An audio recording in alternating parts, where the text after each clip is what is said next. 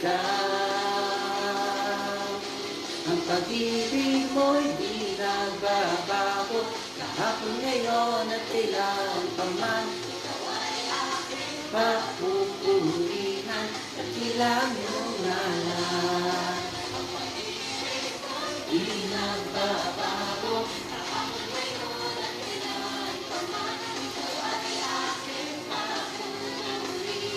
dakilang iyong ngalan.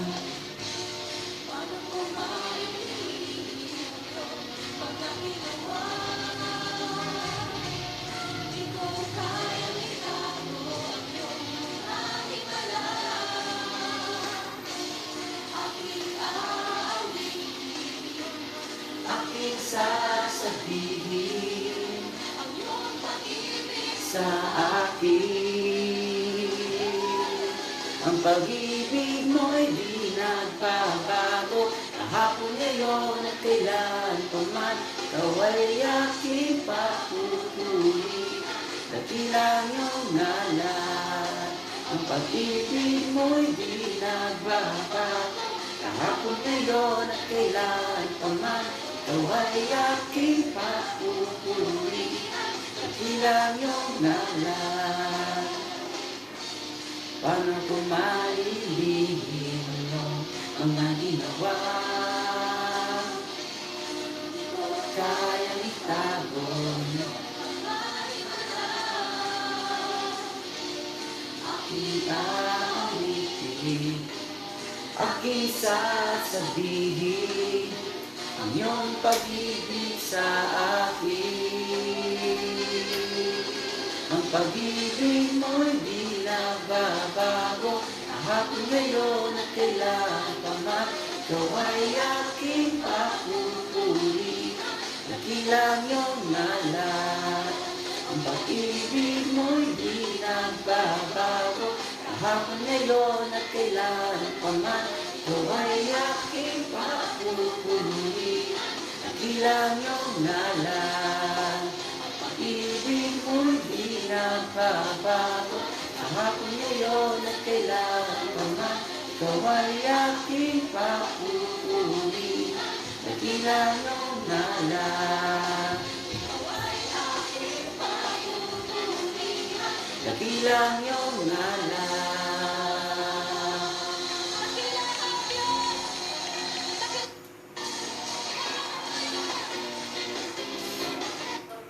Amen. Praise the Lord. Hallelujah. Ang pag-ibig mo'y di nagbabago, kahapon, ngayon at magpakailan pa man. Amen. Good morning mga minamahal kong kapatid sa Panginoon. Tayo na pong magsama-sama upang ating pagsaluhan ang napakagandang mensahe at banal, makapangyarihan na salita ng ating Panginoon. So umagang ito, at wag na po tayong magsayang ng oras at patuloy na po natin ialay ang oras nito, ang araw nito. Ano pa mang kaabalahan yan, ano pa mang importanteng lakad na yan, unahin natin ang Panginoon sa oras nito upang minsan pa'y mapagpala po tayo. Lagi nating tatandaan, isa sa dahilan bakit lagi tayong bigo o nagpe-fail sa ating mga lakad, sa ating mga plano, dahil lumalayo tayo sa Panginoon, sa Kanyang pagmamahal, sa pamamagitan ng ating mga pagdadahilan at kung ano-ano pang mga alibay na alam naman po natin na hindi ito makakapasa sa ating Panginoon. Kaya nga kung papansinin po natin, kapag hindi dumadating ang tulong, kapag hindi dumadating ang saklolo, sa oras na nangangailangan tayo ng pagsagip, ating nasasambit at ating naiisip, maaaring naglalaro sa ating isipan, parang nananahimik yata ang Panginoon. Parang natutulog yata ang Diyos. Lagi nating tatandaan, our God always gising 24/7 days a week. Walang patlang kahit segundo na siya'y nananatiling gising, nakamasid, lagi niya tayong glory to God, glory to Christ Jesus. Lagi niya tayong binabantayan at lagi siyang handang sumaklolo.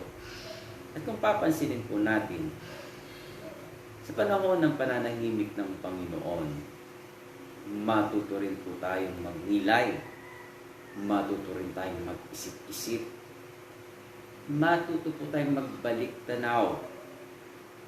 Maring ang tawag doon ay tinatawag na pagsasalamin o pananalamin po natin.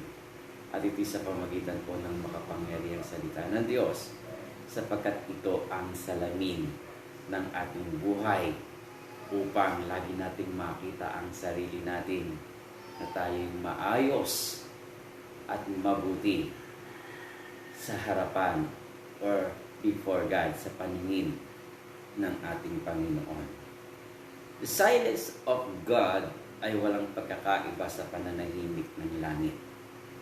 That's why our title for today sa ating pag-aaralan ay Silence in Heaven, ang katahimikan ng langit. Alam naman natin na kapag may maingay sa kalangitan, ang ibig sabihin, andon ang kanyang mga pinubos, ang kanyang mga niligtas, at walang ginagawa. Bakit may ingay? Sila'y nagpupuri sa Panginoon na siyang may-ari ng ating magiging palagian, lugar o tahanan. At iti ang langit na tahanan. Nagpupuri ang mga pinubos. Sapagkat yun naman ang trabaho natin sa langit ang maging mananambahan o mga worshipers ng ating Diyos. Buhay, makapangyarihan, banal, mapagmahal na Panginoon ng ating buhay. Sa pananahimik na yon, ito yung dapat nating katakutan. Dahil ang pananahimik, papansinin natin, maraming sawi kayo ng tao.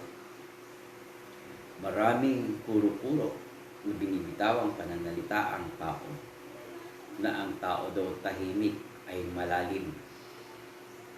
Ang isang ilog na tining ay masasabi rin malalim, tubig sa karagatan. Amen. At kapag daw ang taong tahimik ay nagalit, sabi nga, kumanda ka na. Glory to God. Kahit sabihin natin mabait ang tao, kahit pasabihin natin mapagpasensya ang tao, kahit pasabihin maunawain ng tao, wala po itong pagkakaiba sa ating Panginoon. Sa ating Diyos, na ating inawit yan, sa mga awit or aklat ng mga awit, kabanatang 103, talata 8, ang Diyos kung magalit, sabi nga, ay banayad. Kung magmahal naman ay lubos. Dahil mahabagin itong Diyos. Ganun pa man, kahit pabanayad magalit ang Panginoon, darating at darating ang araw na mananahimik din ang Diyos. At ito na nga yung tamang panahon na nakikita natin nananahimik ang Panginoon. Sapagkat sa kanyang pananahimik, meron siyang tinatrabaho. At ang tinatrabaho ng Panginoon sa kanyang pananahimik, ito'y sa ating ikabubuti or maaring sa ating ikapapahamak. And that is the silence in heaven. Kung papansinin natin, mayroong sounds na tinatawag of silence. Tunog ng katahimikan. At ang tunog ng katahimikan ay napakamahiwaga, lalo na't ito'y buhat sa langit. Dahil kapag sumabog ang katahimikan na ito, sasambulat sa lupa, sa maraming tao, ang galit at puot ng Diyos. Bagamat sinabing sa lahat ng tao, ang tinutukoy dito ay ang lahat ng taong nagbaliwala, nag-neglect, nagtakwil, tumalikod, at nagpatuloy sa paggawa ng masama at niyakap ang kasalanan. Bagay na hindi naman ito dapat katakutan ng mga taong sumusunod sa kalooban ng Diyos.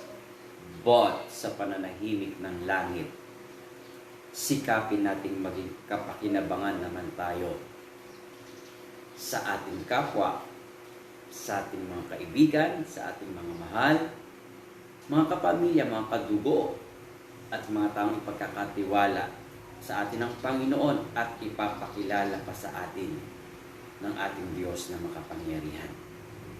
Amen.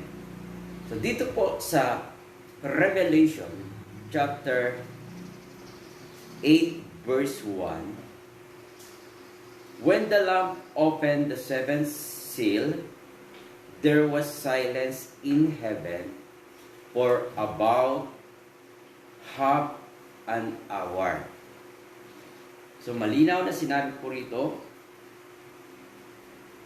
nang sirain ng kordero ang ikapitong tatak, walang pagkakaiba sa binuksan ng Panginoon ang tatak, naghari sa langit ang katahimikan sa loob ng halos kalahating oras. Brothers and sisters, this is the word of God. We all know from the very beginning when we started,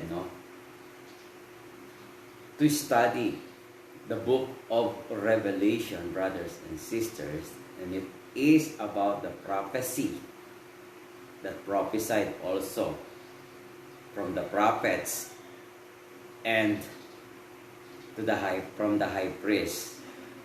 We believe that the high priest is the Lord Jesus Christ, the Lamb of God na tinutukoy, ang kordero ng Diyos, na kung ano meron ng Ama ay tinataglay ng lamb na ito, at ito yung kordero ng Diyos, ang nag-iisa, kaisa-isang anak ng Diyos Ama. Ito ang walang iba kundi ang ating Panginoong Jesus na namuhay kagaya nating tao.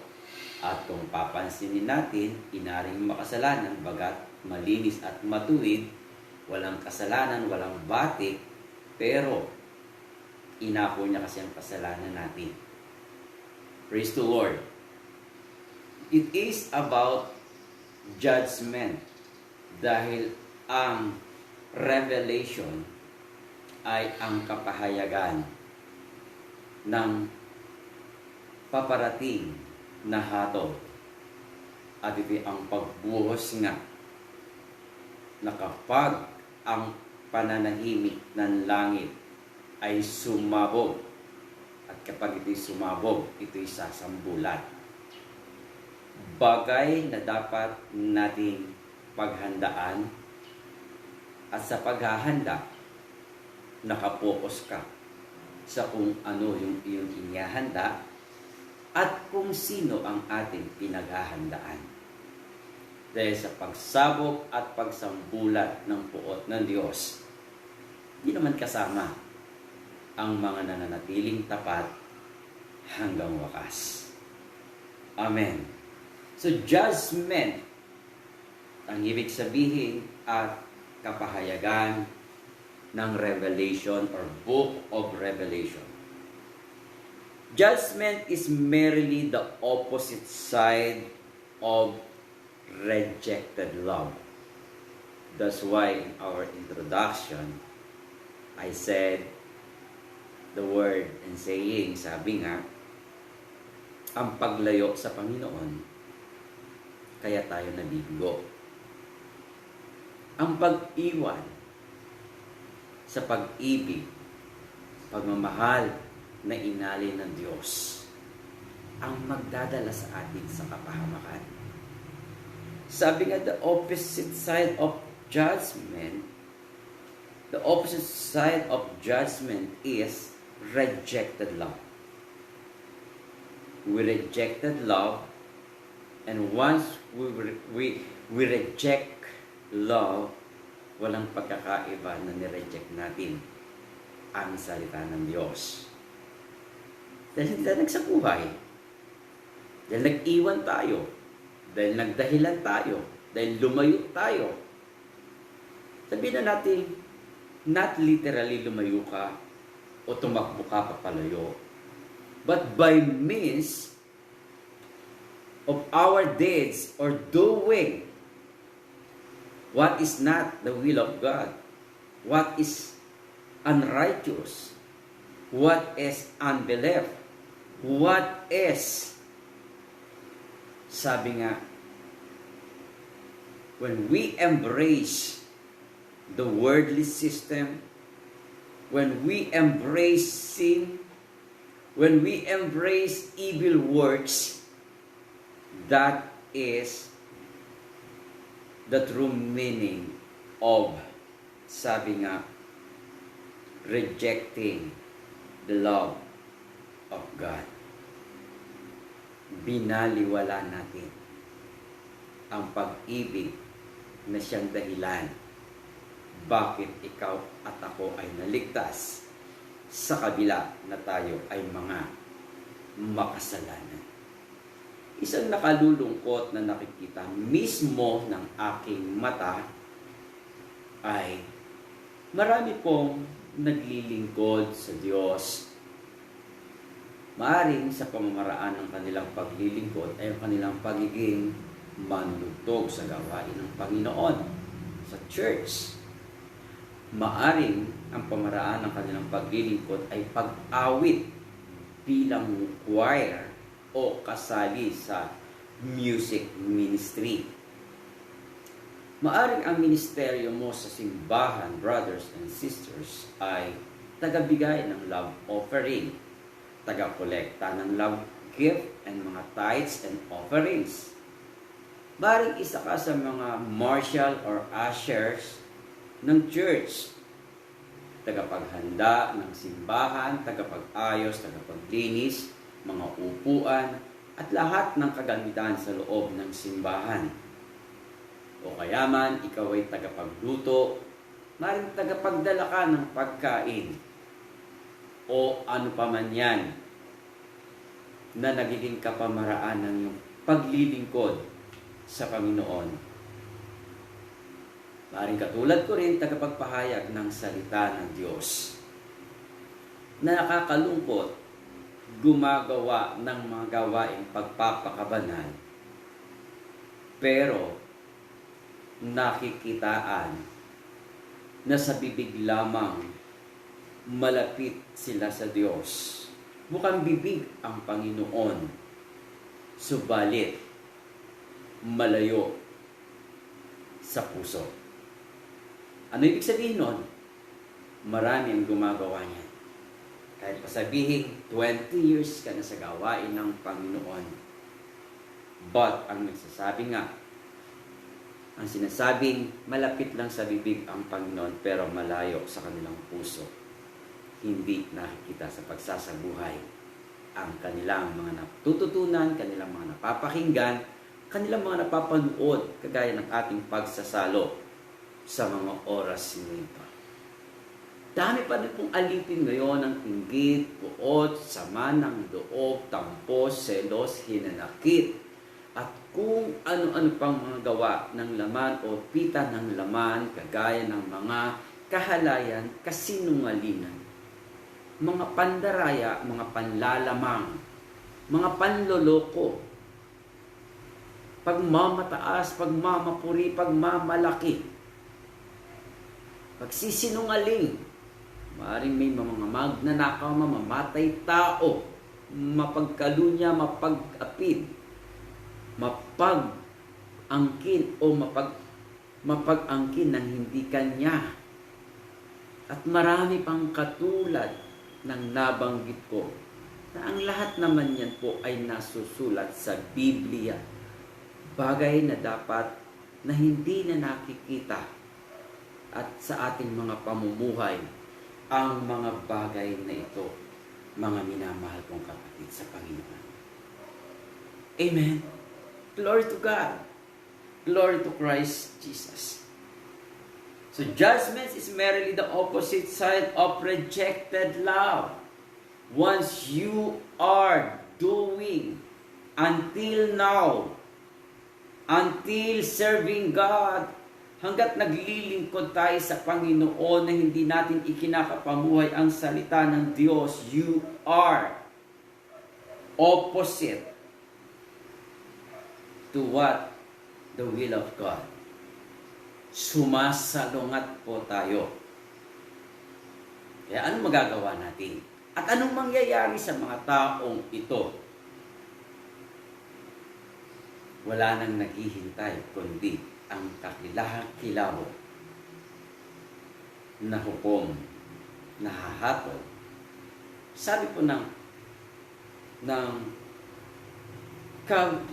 Kawikaan ng Kabanatang 1, ang talatay 22.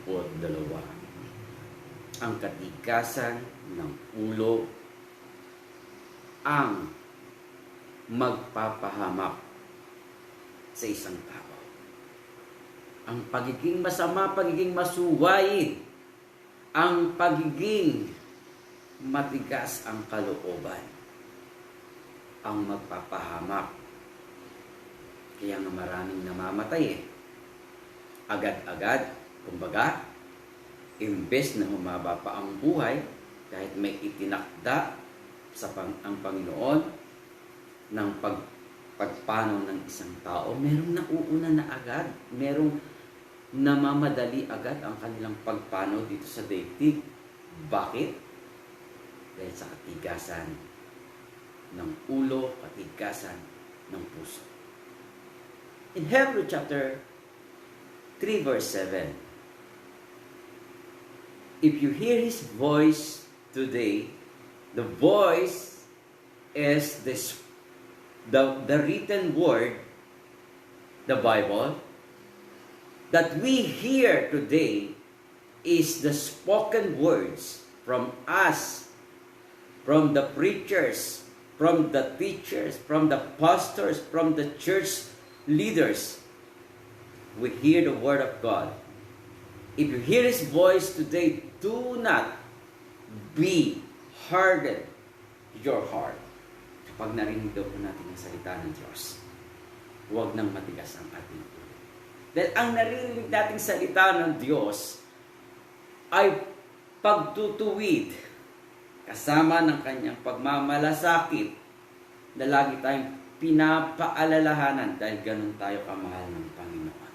Sabi ko nga, dahil naglilingkod sa Panginoon, but they still doing the evil works, the evil deeds.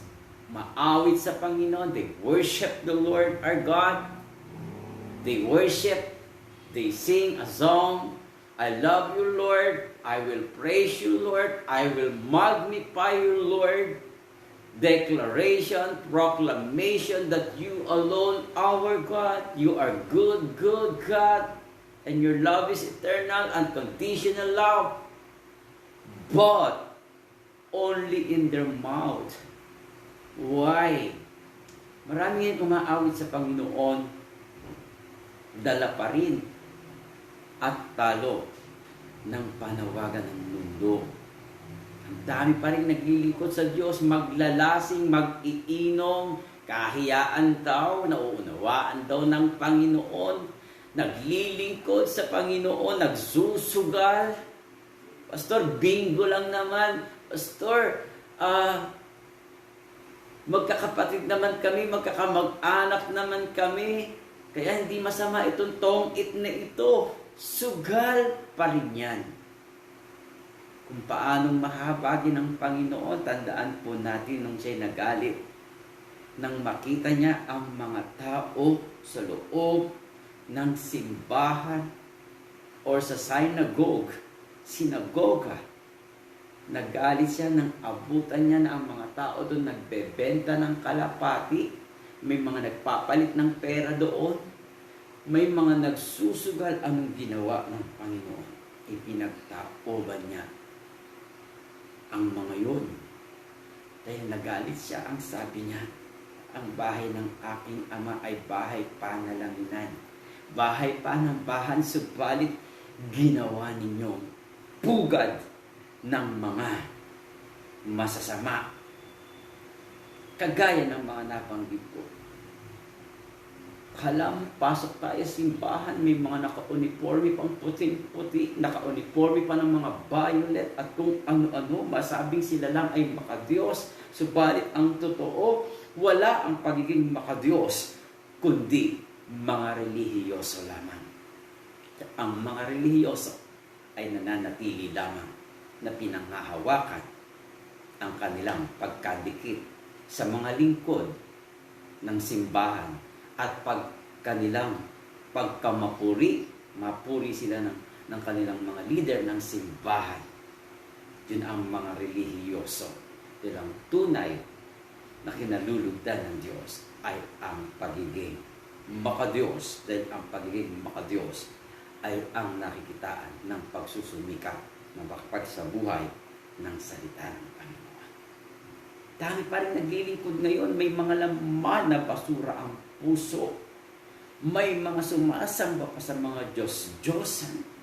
May mga kabit. May mga tinataglay pang karumihan. Naglilingkod daw sila sa Diyos. Lalaki sa lalaki pumapatol. Babae sa babae pumapatol. Laman ng simbahan. Remember, brothers, the Church of God na tinutukoy talaga ng Panginoon is ang sinasabi ng 1 Corinthians chapter 3, verse 16. For don't you know that our body is the temple of God? Parurusahan ng Diyos ang sinumang nagwawasak ng kanyang templo. Mga naninigarilyo, winawasak ng templo ng Diyos. You are temple of God. We are the temple of God. So bakit mo winawasak yan? Sa paninigarilyo, sa paglalasing, sa paninirang puri. Huwag mong pamahayan yan ng sama ng loob. Huwag mong pamahayan yan ng paninirang puri. Huwag mong pamahayan yan ng iyong pagyayabang. Huwag mong pamahayan yan ng iyong pagpapasikat sa mga tao. Amen. Dahil kapag sumabog ang pananahimik ng langit, pagsambulat noon, ang daladala ay puot ng Diyos. Na sino mang abutan ng Panginoon sa pagsambulat ng pananahimik ng langit. Sabi nga, susubuin niya at padadalahan talaga ng karampatang parusa ang dapat maparusahan at gagantimpalaan ang dapat magantimpalaan. Amen po ba? So when the Lamb opened the seventh seal, nang binuksan daw ng kordero ang ikapitong seals, selyado, nagkaroon ng pananahimik sa langit. Anong nakita nang binuksan ang ikapitong selyo? Di walang iba. Sa malinaw, ikapitong tatak, naghari sa langit ang katahimikan sa loob ng halos kalahating oras. Sa pananahimik, itatay kay nanay kapag nanahimik sila. Kapag matitigas ang ulo natin, kapag makukulit tayo. Anong pumapasok at naglalaro sa isip at puso mo sa pananahimik nila? Kahit ilang minuto lang at nanahimik sila na ikaw ay panay ang kulit, panay ang kulit, at nanahimik sila. Naku, patay. Baka mapalo ako. Naku, patay. Baka mapagalitan. Naku, ano kayang iniisip ni nanay? Ano kayang plano ni tatay? Ano plano kaya ni nanay? At kapag sila ay nagbitaw ng salita, humanda na tayo. Ganon din. May sasabog at may sasabog. May sasambulat at sasambulat sa mga taong matigas ang puso, lalo na in the eyes or in the sight of God, sa paningin ng Panginoon. Because He all knows everything. Walang natatago, walang nalilihim sa Kanya. Kilala niya tayo, hindi lamang sa ating pangalan, kundi alam niya ang ating puso, alam natin ang ating motibo, alam niya ang ating mga itinatago, inililihim, at mga ayaw pang bitawan, ayaw pang pakawalan sa ating mga puso. Kaya ng pagiging saking, kayabangan, kapalaluan, kasinungalingan, kahalayan, lahat yan na nabanggit natin kahapon yan. Sabi po, brothers and sisters, malinaw na sinasabi ko rito, ang ingay na maririnig natin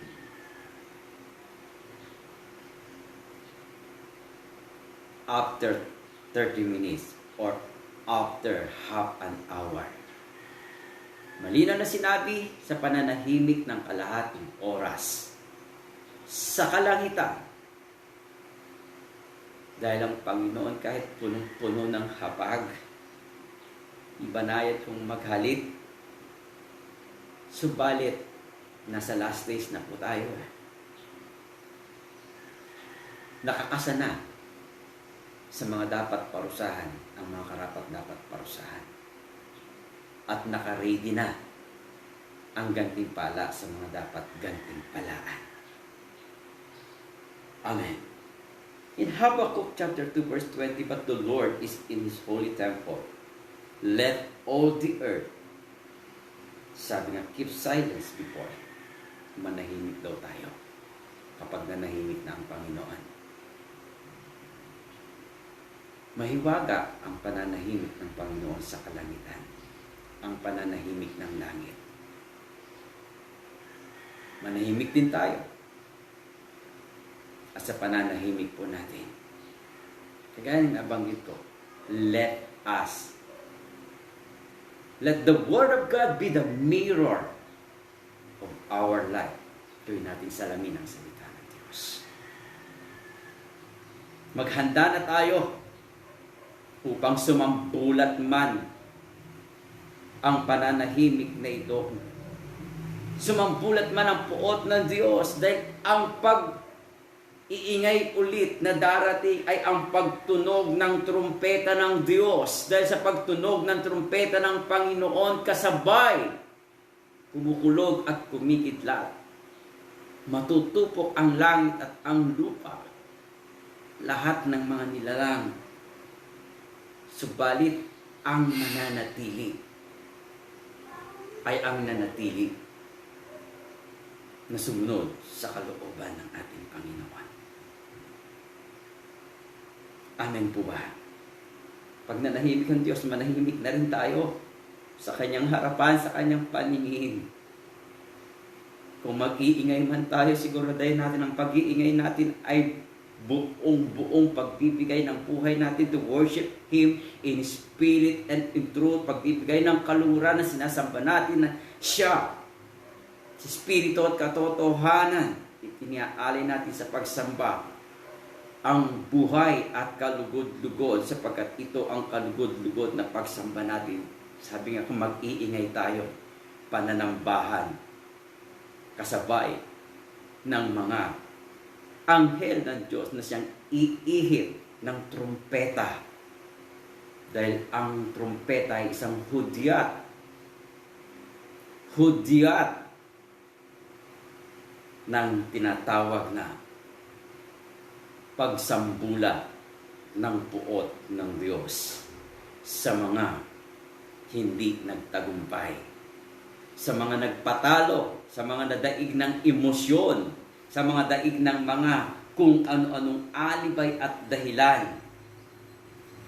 Kasama yun sa tatamaan ng sambulan ng puot ng ating Panginoon. Listening the trumpets, you, O God of people. Tapos ng pananahimik ay maririnig ng tao ng Diyos, ng bayan ng Diyos, mga hinirang ng Diyos, mga pinili ng Diyos, ang tunog ng trumpeta ng ating Panginoon. We are all redeemed. Yes, niligtas na tayo. At yun sa John 3:16.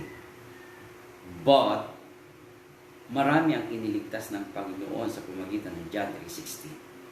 Pero, hindi sila nanatili.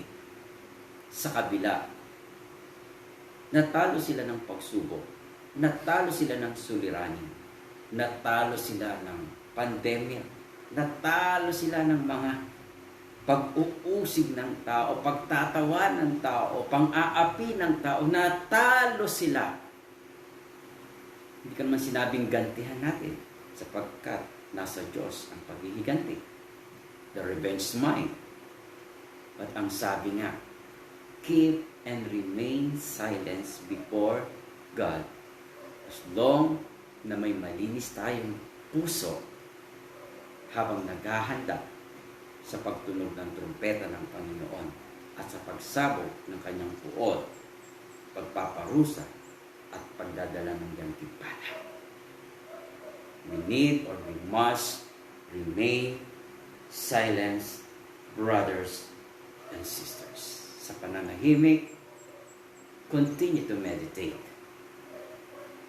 And after meditation, involves prayer. Because prayer is so powerful.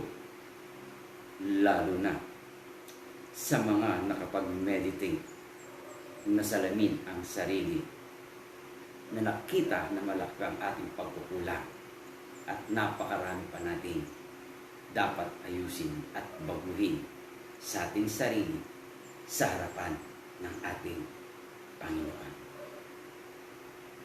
Sabi ng Panginoon, here am I. In Isaiah chapter 6, here am I, whom shall we send? Andito ako na nagsugo. Ang sinugo ng Panginoon, ng Diyos, ang Panginoong Hesus. Tandaan po natin sa John chapter 14, andon siya, preparing for us. Naghahanda siya. Dahil lahat dun magaganap. Kung paano nagbabagsakan ng mga bituin, ang liwanag ng buwan ay magdidilim. Dahil lahat ng kanyang nilalang sa araw na yon, dahil yun ang araw ng paghuhukom, ang judgment day. Kaya kung nagbaliwala tayo, lumayo tayo sa pag-ibig ng Diyos.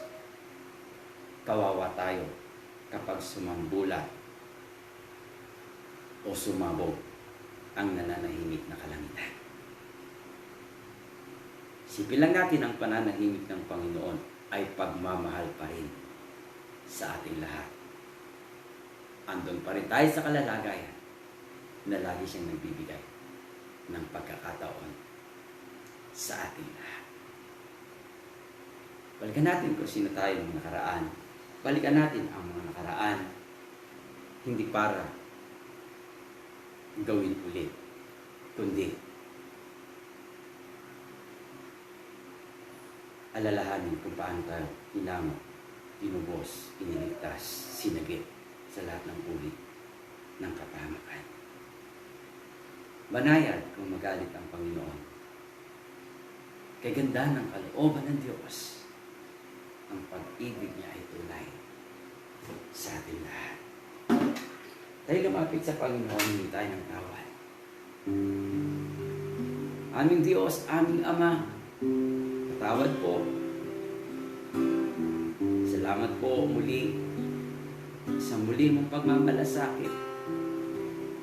Salamat po Diyos, hindi takot ang aming naramdaman, bagamat darating na ang iyong puot at darating na rin ang iyong gantimpala sa tapat at nanatiling tapat, nagtatapat, nagsusumika ang Panginoon. Kalooban mga o Diyos na wala pong mapahamak. Nasa amin pa rin po kasi ang pagdidesisyon kung mapapahamak pa kami o hindi.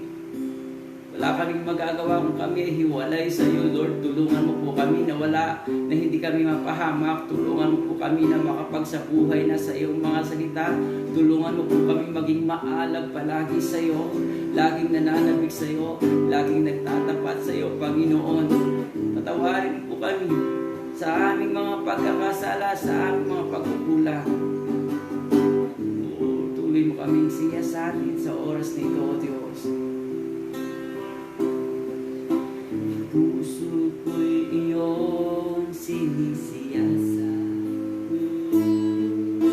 buong buhay ko'y iyong alam.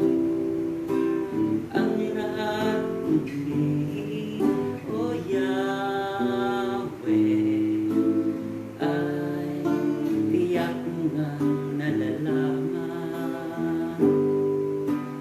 Ang lahat ng aking ginagawa sa iyo ay hindi liit.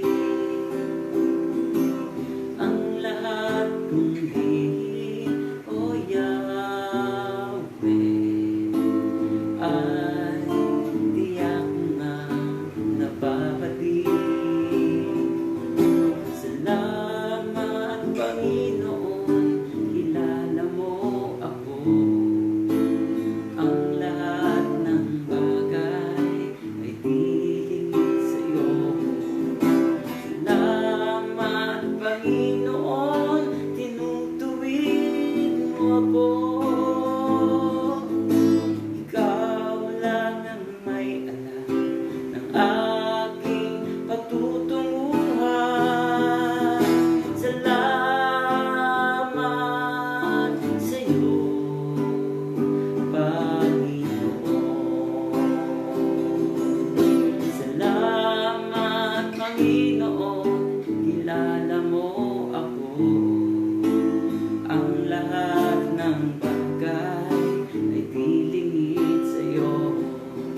Salamat, Panginoon, tinutuwid mo ako. Ikaw lang ang may alam ng aking patutunguhan. Salamat sa iyo, Panginoon. Tunay, O Diyos, nalalapit na ang araw na yon. Sa iyong pananahimik, bigla kang mag-uutos sa mga anghel na hipan ang trumpeta. At sa paghihip ng trumpeta at pagbunog ng trumpeta, O Diyos, dala mo na, Panginoon, ang gantimpala sa mga gagantimpalaan. Dala mo rin ang puot at galit sa mga parurusahan, Panginoon. Kaya, O Diyos, maging sa mga lingkod mo. Tunay nga, O Diyos, na marami po ang nagpupuy sa kanilang paglilingkod dahil natatalo ng suliranin, natatalo ng pagsubok.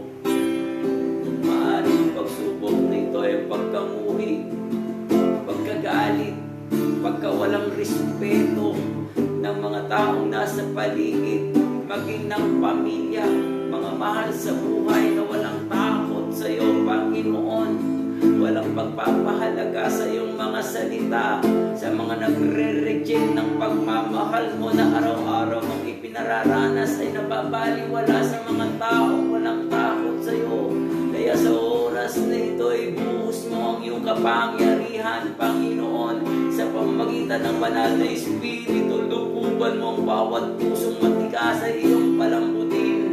Lukuban mo ng Espiritong banal at tubukin na lahat ng kataasan at kayabangan. Alisin mo na sa bawat nagyayabang ang kanilang mga pagsuway sa iyo, Panginoon. Ialis mo na sila, hanguin mo na sila sa tukso ng mundo. Mga bisyo, mga paglalasing, mga pagsusugal, mga kataasan, mga kayabangan, mga pagtatakwil nila sa iyo, Panginoon, ay iyon na pong alisin sa mga pusong matataas. Palitan mo na ang puso ito, Panginoon, na may kababaan, may takot, banal na pagkatakot, sumusunod, nagmamahal na sa iyong mga utos, Panginoon, naghahanda sa dakilang araw, na dala-dala mo ng gantimpala ang buhay na walang hanggan sa iyong mga kinalugdan, Panginoon. Hipuin mo bawat puso sa buong daigdig, kasama sa pagtataas namin. Pabagsakin mo na ang lahat ng nagpapakataas, pabagsakin mo na ang lahat ng nagyayabang, pabagsakin mo na, Panginoon, ang lahat ng namumuhi sa iyo, ang mga nagtatawa sa iyo, Panginoon. Hayaan mo na maranasan upang maniwala silang may buhay na Diyos, may totoong Diyos na handang magmahal, subalit handa rin magparusa sa mga matitigas ang kalooban, Panginoon. Mga sinungaling, Panginoon, alisin mo na ang kasinungalingang ito, ang kataasan ng loob, alisin mo na rin sa mga tao, ang pagyayabang, alisin mo na, O Diyos, ang pagmamalaki ng mga anak sa mga magulang, pagmamalaki ng mga magulang sa anak, ganun din ang mga magkakaibigan, magkakapitbahay, magkakasama sa pamahalaan, mga leader ng bansa, ay palitan na ng pagmamahal ang kanilang mga puso, pagkakaisa, pagkakasundo, pagsusunuran, Panginoon. Salamat, salamat, Panginoon. Tinutuwid mo kami, Panginoon. Hallelujah. Salamat, Panginoon. Kilala mo ako. Ang lahat ng bagay piningin sa'yo. Salamat, Panginoon. Tinutuwid mo ako. Ikaw lang ang may alam ng aking patutunguhan. Salamat sa'yo, Panginoon. Salamat, Panginoon. Kilala mo ako. Ang lahat ng bagay dilingid sa'yo. Salamat, Panginoon. Tinutuwid mo ako. Ikaw lang ang may alam ng aking patutunguhan. Salamat sa'yo, Panginoon.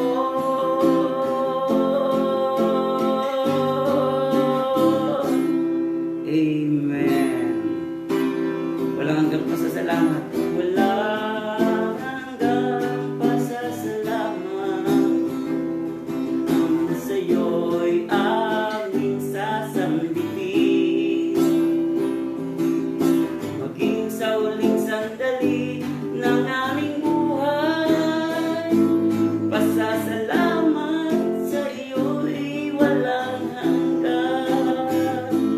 Pasasalamat sa iyo'y walang hanggan. Pasasalamat sa iyo'y walang hanggan. Amen. To God be the glory. Praise the Lord. Amen. Napakabuti ng ating Panginoon. Hallelujah. At nawa po, natanggap po natin ang buong buo ang tunay na mensahe ng Diyos na hindi tayo makakaiwas sa parusa kung tayo'y matigas at laging nagmamatigas sa harapan ng Panginoon. Balit, gantimpala naman ang buhay na walang hanggan sa mga nagsusumikap na maisakatuparan ang kanyang kalooban sa buhay natin, lalo na ang pananatili natin sa pag-ibig, pagmamahal ng ating Panginoon. Magandang umaga ulit sa inyo mga minamahal kong kapatid. Happy birthday kaila Pinay Vidal. Happy birthday sa iyo and more birthdays to come. Hipag na Pinay Vidal, nanay ni mama ni Mark Paul Benaventura. And happy birthday sa iyo, Mickey Rai, at sa pamilya Tolentino ni Sister Erlinda Tolentino. And God bless, good morning kaila Sister Erlinda Tolentino, kila Sister Merlinda Castillo sa buong mong pamilya ni Sister Cami Nieva from Lucena, Gulang-Gulang, Lucena City, sa buong pong pamilya. God bless po. Sa pamilya ni Annalyn Sanchez and Albert Sanchez from Taguig City. And good morning din sa pamilya ni Ate Opel Bondok. Maging kay na Brother Christian Bondok from Qatar. Kay Aya, kay Sister Aloha, kay Mio. Good morning po sa inyo, sa mga nasa UAE, Dubai, Qatar, Saudi Arabia, dahil Friday po ngayon. So, you have time to hear the Word of God or to watch, to listen the Word of God. Dahil rest day po ninyo ang Friday. Kaya mga naan dyan sa bansang UAE, KSA, makakapakinig kayo ng salita ng Panginoon. God bless this dyan sa inyo dyan sa Cambodia, Brother Melvin, Abelia, at sa buong mong pamilya. Pagpalain ng Diyos, pamilya ni Sister Marilyn Gamba. And belated happy birthday sa iyo, Sister Marilyn Gamba. And pamilya ni Sister Christina Malyari. Sa pamilya ni Sister Lydia Trinidad Manabat Franco family. Yan din kala Sister Grace Bardos de los Santos ang Taana, Pampanga. Sister Zenaida Pangangbanto, kala Brother Reynaldo Alcantara and family. Sa Fortesa family from Orlando, Florida, USA. Ganun din sa buong pamilya nila Ate Vinya Bellarmino. At magandang umaga rin sa inaanak kong Grace Cortez and Alfred Cortez from Bulacan. At sa iyong mga anak at mga kapwa nyo, naglilingkod din sa Panginoon dyan sa Bulacan. Continue to glorify God and be grateful for all the blessings that you receive from God. And congrats sa inaanak kong Grace Cortez. Good morning sa pamilya ni Sister Victorina Angeles from Dubai, UAE. Kasama ang mga anak from Malaysia na sila Mark Ivan Silang, Nadel Silang, at sa pamilya ni Brother Felix Silang, Sister Dina Silang, Noli Silang. Good morning din kala Sister Marta Artiliaga from Bulacan, Chaong, Quezon.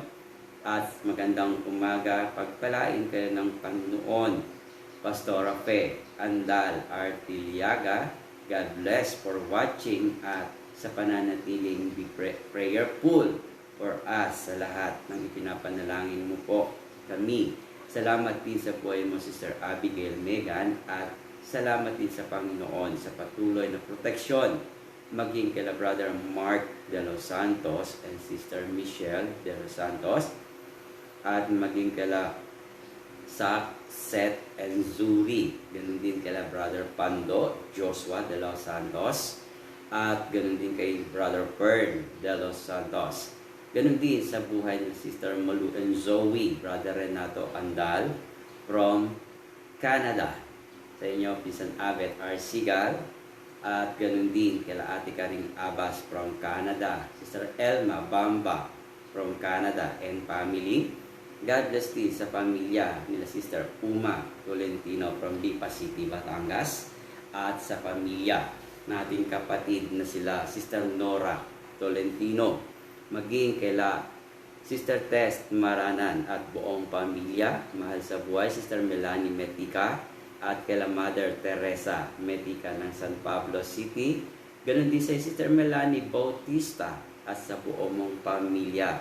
Sa buhay natin minamahal na sila Sister Lourdes Baby Reyes from Fairbanks, Alaska, at sa buong mong pamilya sa Gisgis, Sariaya, Quezon. Kaila Sister Heidi Geres and family, Sister Hazel Geres from Arizona. God bless po sa buong mong pamilya. At ganun din sa ating kapatid na sila Tita Perlita Octavio and family. At kala Dorin Octavio, kala Pinsan Roderick Octavio sa Karagatan. Patuloy na pagsama ng Diyos. Good morning din sa ating kapatid from Pampanga, Sister Sheila Lakbo and family. Sister Catalina, at sa buong mong pong pamilya at mga mahal sa buhay, ang Show family. Magandang umaga rin sa ating kapatid na sila Brother Vic Bong Vicente from Lucena City. God bless din sa pamilya nila Ate Mina de Mesa, kila Sherwin de Mesa, Sharon, Marlon and Jai Jai, kila Kuya Panding, Kuya Doming, at ganun din kila Shan and Shai, Shanley and Shai. Pagpalain ng Panginoon kayong lahat po dyan sa Lucena City, pamilya ni Sister Amor Mia, at ganun din sa iyong mga anak. God bless. Dyan sa Switzerland, Sister Mary Gail Jalola, at maging kela Brother Christian, Sister Cherry Dialola from Italy, Lucel and Franco. Ganun din kela Jen and Kendara, Wilfredo Kendara and family. God bless po sa inyong lahat. At ganun din sa ating kapatid na sila Sister Maring Alin Artiliaga, at kay Paring Archie sa karagatan na akong Arius Artiliaga, Iris May Artiliaga Cabrera and family, Rivera, at sa buong pamilya ni Maring Perebong Malinaw from Tagaytay City, sa inana ko na si Louis Mervin, kila Louis Clark, at sa buong mong pamilya, Mia Ruth, Mia Joyce, and Mia Chris. Ganun din kay Brother Richard Mendoza and family, Sister Alma Tatel, kila Brother Leo and Sister Joy Hontiveros, sa aking pamilya dyan sa Mandaluyong City, aking asawang si Lucy, praise the Lord. At ganun din sa aking mga anak Ronaldin and Alvin, John Robinson and Andrea Remalin and Stephanie, at sa mga apo ko na sila John Eris, Sean Marcos and Lucas Sebastian. Ganun din sa aking mga balay, Paring Ben and Briones Rome family, Maring Shirley, at sa Rome Bakeries ng San Juan at Mandaluyong, kaya Sister Weng Takason Mindoro ng Makati, Ayala, kaya Ana Maria Lupamia, at kaya Robelin Rada, kay Miss Ann Jacinto from Tondo, Manila, at ganun din kay Sister Sonia Alcantara Mendoza, Brother Nelson Manso, Sister Melly Nuque Lopez from Candelaria, Quezon, kay Sister Ellen and Sister Pasing Mayuga and family, Pastor Edwin Baal and family, Pastor Alex Requintel from Marinduque and your church and family. Ganun din sa pamilya ni Sister Baby Saliendres ng Gasan, Marinduque, at sa pamilya nila Nani Lilia Inero from Pitugo, Quezon, Sister Lily Reyes, Sister Kate Villamor from UK, London. Ganun din kila Pinsan Rowena Ponte Pineda, kila Richelle Ponte Ildefonso and family dyan sa Singapore, kila Glyza Balatian. Ganun din kila Sister Mary San Juan, kila Pastora Arian Paulina Pisa and family, kila Sister Lala, kay Sister Mary San Juan and family, Sister Lisa Gutierrez, Sister Jean Hontiveros, kay Maring Jeanette Hontiveros from Japan, at ganun din kila Sister Lisa Gutierrez, Glory Wates, at sa pamilya ng ating kapatid na sila Sister Nela Nunoso, at sa buong mong pamilya, kila Brother Pielgo Tintingo, sa iyong apo na si Joseph Elijah Go, and belated happy birthday sa iyong tatay, Sister Nela, at ganun din sa iyong asawa, Brother Antonio, kay Aloha, at kay Tiffany, at ganun din sa buhay natin kapatid sila Mary Grace, Peña Flor, and Ruilin Pahardo. God bless din sa ating mga kapatid, Pastor Edong Rona sa Carigara, Leyte, at kay Brother Rolando Gambito Abalahon from Pasig City. Good morning din sa ating mga kapatid, Paring Jordan Serador from Mandaluyong Shangri-La Hotel Plaza, Mandaluyong City, at